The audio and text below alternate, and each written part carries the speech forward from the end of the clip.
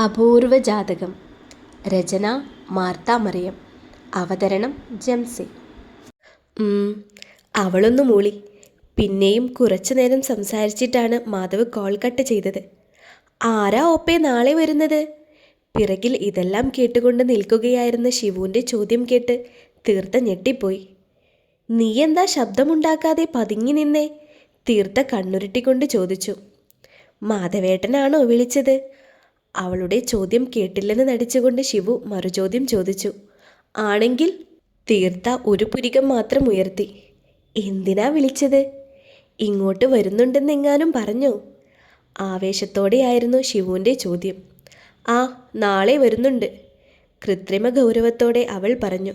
സത്യം? ശിവുവിൻ്റെ കണ്ണുകൾ വിടർന്നു. മുഖത്ത് സന്തോഷം തിരതല്ലി. ആ, കൂടെ മേലേടത്തെ ആ അമ്മയും വരുന്നുണ്ട്, തീർത്ത പറഞ്ഞു. അത് കേട്ടതും അത്ര നേരം സന്തോഷത്തിൽ വിടർന്നു നിന്നിരുന്ന ശിവുവിൻ്റെ മുഖത്തെ തെളിച്ചം മങ്ങി. അവരെന്തിനാ വരുന്നത്? അനിഷ്ടത്തോടെ അവൾ മുഖം കൂർപ്പിച്ചു. നമ്മളോട് അങ്ങോട്ട് വരുന്നുണ്ടോ എന്ന് ചോദിക്കാനായി, ചോറ് വിളമ്പിക്കൊണ്ട് തീർത്ത പറഞ്ഞു. അവർ വിളിച്ചാൽ നമുക്ക് പോകണ്ടോപ്പേ? മാധവേട്ടൻ വിളിച്ചാൽ മാത്രം പോയാൽ മതി. അവരെന്നെ വീണ്ടും ഹോസ്റ്റലിലേക്കാക്കും. അവർക്കൊപ്പം അവിടെ നിൽക്കാൻ എനിക്കിഷ്ടമല്ല, കവിൾ പിരിപ്പിച്ചുകൊണ്ട് അവൾ പരിഭവം പറഞ്ഞു. അതൊക്കെ നാളത്തെ കാര്യമല്ലേ, നമുക്ക് നാളെ നോക്കാം.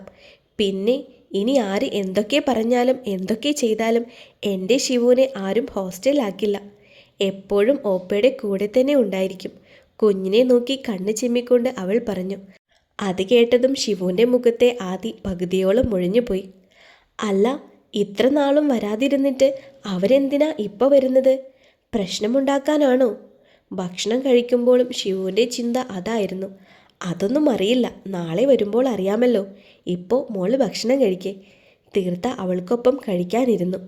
ആ സംസാരം അവിടെ വെച്ച് അവസാനിപ്പിച്ചെങ്കിലും ശിവുവിൻ്റെ ചിന്തകളിൽ അത് നിറഞ്ഞു നിൽക്കുകയാണെന്ന് അവളുടെ ഇരിപ്പും കഴിപ്പും കണ്ടപ്പോൾ തീർത്തയ്ക്ക് തോന്നി.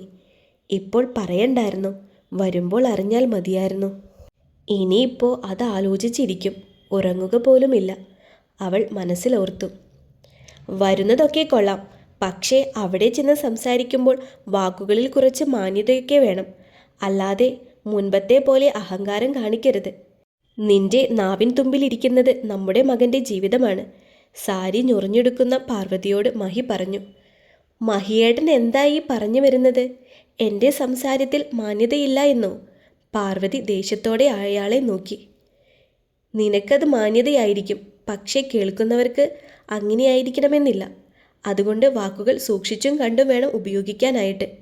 ഇനി ആ പെൺകുട്ടി കൂടെ ഇങ്ങോട്ട് വരുന്നില്ല എന്ന് പറഞ്ഞാൽ നമ്മുടെ മോന് പിന്നെ വല്ല സന്യാസത്തിനും പോകും, അത്ര തന്നെ. മഹി ഷർട്ടിൻ്റെ ബട്ടൺസ് ഇട്ടു. ഓഹോ, അപ്പോൾ പറഞ്ഞു വരുന്നത് ഞാൻ വായ തുറക്കരുത് എന്നല്ലേ?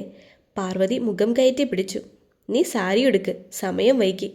ഇനിയും സംസാരിച്ചാൽ അത് വലിയ വഴക്കിലേക്ക് പോകുമെന്നറിയാവുന്നതുകൊണ്ട് മഹി പതിയെ റൂമിൽ നിന്നും പുറത്തേക്കിറങ്ങി. ഇപ്പോൾ എല്ലാവർക്കും അവളെ മതി, ഞാൻ മിണ്ടാതിരിക്കണം പോലും. എല്ലാവരുടെയും നന്മയ്ക്ക് വേണ്ടിയിട്ടാണ് ഞാൻ ഓരോന്ന് ചെയ്തത്, ഇപ്പോൾ കുറ്റം മുഴുവൻ എനിക്ക്.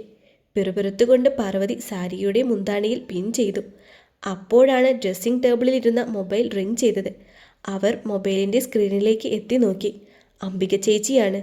അവർ കോൾ അറ്റൻഡ് ചെയ്തുകൊണ്ട് ലൗഡ് സ്പീക്കറിലിട്ടു. ഹലോ ചേച്ചി, പറഞ്ഞോ. കണ്ണാടിയിൽ നോക്കി മുഖം മിനുക്കിക്കൊണ്ട് പാർവതി പറഞ്ഞു.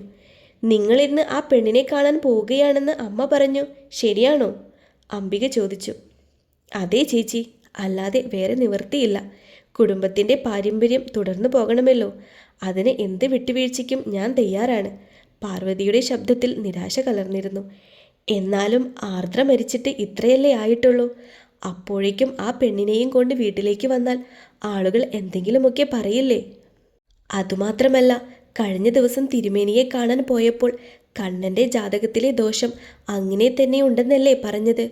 അപ്പോൾ പിന്നെ ഈ പെണ്ണിനെ കൂട്ടിക്കൊണ്ട് വന്ന് അതുകൊണ്ട് എന്താ ഗുണം? അംബിക ചോദിച്ചു. അതൊക്കെ അറിയാം ചേച്ചി, പക്ഷേ ഇനിയും വൈകിക്കഴിഞ്ഞാൽ ചിലപ്പോൾ അവളുടെ മനസ്സ് മാറും. നമുക്ക് വേണ്ടത് അവൻ്റെ രക്തത്തിൽ ഒരു കുഞ്ഞാണ്. അമ്മ മരിച്ചു പോയാലും കുഞ്ഞിനെ നമുക്കൊക്കെ നോക്കാമല്ലോ. അതുമാത്രമല്ല, ജാതകത്തിലെ ദോഷം അവസാനിച്ചു കഴിഞ്ഞാൽ നല്ല ഏതെങ്കിലും കുടുംബത്തിൽ നിന്നും നല്ലൊരു പെൺകുട്ടി അവൻ്റെ ജീവിതത്തിലേക്ക് വരുമല്ലോ. ഇപ്പോഴാണെങ്കിൽ ജാതകദോഷത്തിൻ്റെ കാര്യമറിഞ്ഞാൽ നല്ല കുടുംബത്തിൽ നിന്നും നല്ലൊരാലോചന അവന് വരൂ. സീമന്തരേഖയിൽ സിന്ദൂരം ചാർത്തുന്നതിനിടയിൽ പാർവതി നിരാശയിൽ നെടുവീർപ്പിട്ടു. എന്നാലും ഇത്ര വേഗമൊന്നും വേണ്ടായിരുന്നു. ആളുകൾ പഴയതെല്ലാം മറന്നു തുടങ്ങിയിട്ട് മതിയായിരുന്നു. അല്ലെങ്കിൽ പൊടിപ്പും തൊങ്ങലും വെച്ച് എല്ലായിടത്തും ഓരോന്നും പറഞ്ഞു നടക്കും. മനുഷ്യന് പിന്നെ പുറത്തേക്കിറങ്ങാൻ പറ്റില്ല. പിന്നെ ഞാനെൻ്റെ അഭിപ്രായം പറഞ്ഞെന്നേ ഉള്ളൂ. തീരുമാനം നിങ്ങളുടേതാണ്. എൻ്റെ അഭിപ്രായത്തിൽ നിങ്ങളിപ്പോൾ കാര്യങ്ങൾ ഉറപ്പിച്ച് വെക്കേ. എന്നിട്ട് ആർദ്രയുടെ ആണ്ടൊക്കെ കഴിഞ്ഞിട്ട് മുന്നോട്ട് പോയാൽ മതിയെന്നാണ് അംബിക പറഞ്ഞു. ഇവർക്ക് എന്താ പറഞ്ഞാൽ മനസ്സിലാവാത്തത്?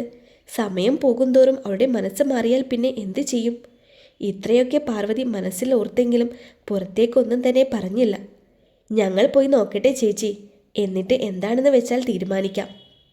അതും പറഞ്ഞുകൊണ്ട് പാർവതി കോൾ കട്ട് ചെയ്തു. അവരുടെ 2 മക്കളും നല്ല നിലയിൽ ജീവിക്കുന്നതിൻ്റെ അഹങ്കാരമാണ്. ബാക്കിയുള്ളവൻ്റെ കുഞ്ഞിൻ്റെ ജീവിതമല്ലേ കോഞ്ഞാട്ടയായത്. നാട്ടുകാർ പലതും പറയും പോലും. പിന്നെ അവരുടെ മുഖത്ത് നോക്കാൻ പറ്റില്ല പോലും. നോക്കാൻ പറ്റിയില്ലെങ്കിൽ വേണ്ട, തല കുനിച്ച് നടക്കട്ടെ. അല്ലാതെ എന്ത് ചെയ്യാനാ? പാർവതി ദേഷ്യത്തോടെ പിറുപിറുത്തു. അപ്പോഴേക്കും താഴെ നിന്നും മഹിയുടെ വിളിയെത്തി. മുടി കൂടി വേഗത്തിൽ ഒതുക്കി കെട്ടിക്കൊണ്ട് പാർവതി വേഗം താഴേക്ക് ചെന്നു. താഴെ മഹിയും മാധവനും റെഡിയായി നിൽപ്പുണ്ടായിരുന്നു. കൂടെ ജാനകിയും ഉണ്ടായിരുന്നെങ്കിലും അവർ റെഡിയായിട്ടുണ്ടായിരുന്നില്ല. നീ ഈ കോലത്തിലാണോ വരുന്നത്? ജാനകിയെ അടിമുടി നോക്കിക്കൊണ്ട് അവർ ചോദിച്ചു. ഞാൻ വരുന്നില്ല, ജാനകി പറഞ്ഞു. ആ വേം വാ. മുന്താണിയും പിടിച്ചുകൊണ്ട് പാർവതി പുറത്തേക്ക് നടന്നു. പിറകെ മഹിയും മാധവനും. അച്ഛാ, അമ്മയോട് കാര്യങ്ങളൊക്കെ പറഞ്ഞിട്ടില്ലേ? അവിടെ ചെന്ന് എന്തേലും മുടക്ക് സംസാരം ഉണ്ടാവോ? കാറിലേക്ക് കയറുന്നതിന് മുന്നേ മാധവ് ശബ്ദം താഴ്ത്തി ചോദിച്ചു. ഇല്ല, കാര്യങ്ങളൊക്കെ പറഞ്ഞിട്ടുണ്ട്. മനസ്സിലായ മട്ടാണ്. പിന്നെ അവൾ തന്നെയാണല്ലോ ഇങ്ങോട്ട് തീർത്തയെ കാണാൻ പോകുന്ന കാര്യം പറഞ്ഞത്. അതുകൊണ്ട് വേറെ പ്രശ്നമൊന്നും ഉണ്ടാക്കില്ലെന്ന് വിചാരിക്കാം, മഹി പറഞ്ഞു. നിങ്ങൾ കയറുന്നില്ലേ? എന്താ അവിടെ നിന്നും രഹസ്യം പറയുന്നത്? എൻ്റെ കുറ്റാണോ? വിൻഡോ ഒരല്പം താഴ്ത്തിക്കൊണ്ട് പാർവതി ഒരല്പം ദേഷ്യത്തോടെ ചോദിച്ചു. ഒന്നുമില്ല, നീയൊന്നും മിണ്ടാതിരി. മഹി കാറിലേക്ക് കയറി. എന്തൊക്കെ സംഭവിക്കാവോ? അമ്മയുടെ കാര്യമായതുകൊണ്ട് വിശ്വസിക്കാൻ പറ്റില്ല. ദീർഘമായി നിശ്വസിച്ചുകൊണ്ട് മാധവ് ഡ്രൈവിംഗ് സീറ്റിലേക്ക് കയറി. നമ്മളിപ്പോൾ അവളുടെ വീട്ടിലേക്ക് ചെല്ലുന്നത് കൊണ്ട് അവൾക്ക് അഹങ്കാരമായിരിക്കും അല്ലേ? പാർവതി ആരോടൊന്നില്ലാതെ പറയുന്നത് കേട്ട് മാധവിന് ചിരി വന്നു. എങ്കിലും അവൻ ചിരി അടക്കി പിടിച്ചു. എന്താടാ നീ മുഖം കൊണ്ട് കോപ്രായം കാണിക്കുന്നത്? അവർ അവനെ കണ്ണുരുട്ടി നോക്കി. അമ്മ ഒന്ന് റിലാക്സ് ആയിരിക്കേ. അമ്മ വിചാരിക്കുന്നത് പോലെയൊന്നുമില്ല. റിയർ മിററിലൂടെ പിറകിലേക്ക് നോക്കിക്കൊണ്ട് അവൻ പറഞ്ഞു. ഓ, ഞാനൊന്നും മിണ്ടുന്നില്ല. ചുണ്ടുകൂട്ടിക്കൊണ്ട് പാർവതി പുറത്തേക്ക് നോക്കിയിരുന്നു.